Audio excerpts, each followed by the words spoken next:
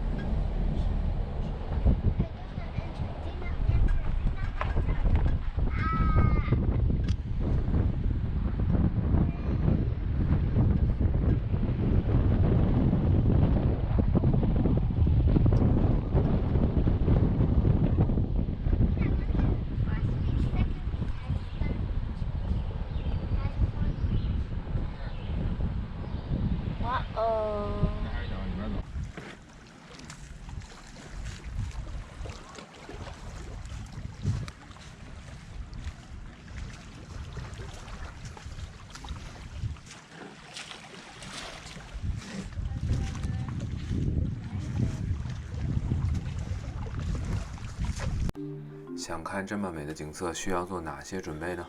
我们来看看我的计划。我一共做了3个层次的计划。第一个就是我们现在看到的，相当于一个大纲。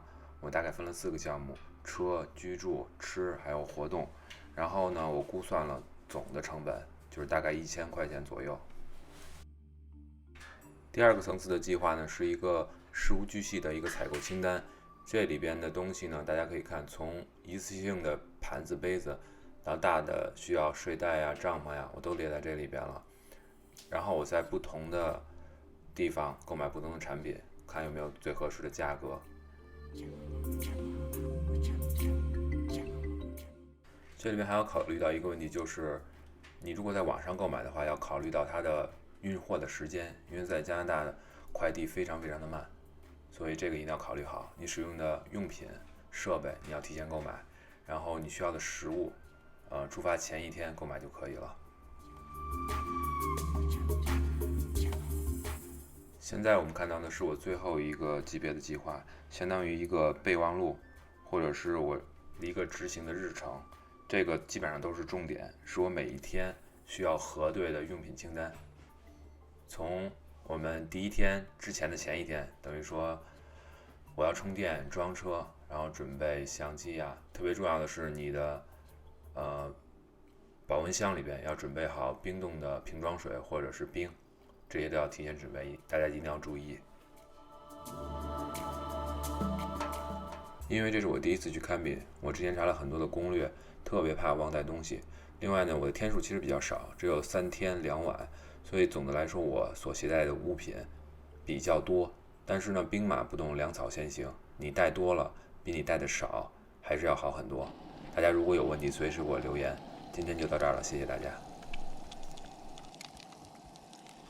其实后边还有一段，就是看看我在营地里做了哪些吃的，大家可以看一看。谢谢大家，再见。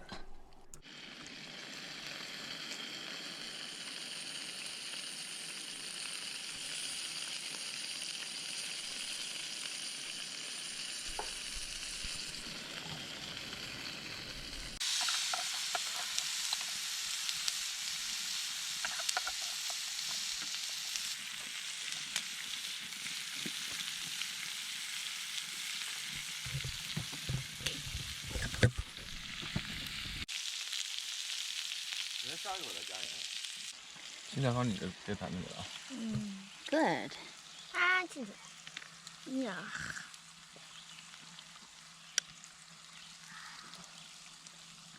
啾啾啾啾啾啾。I'm going see the beef.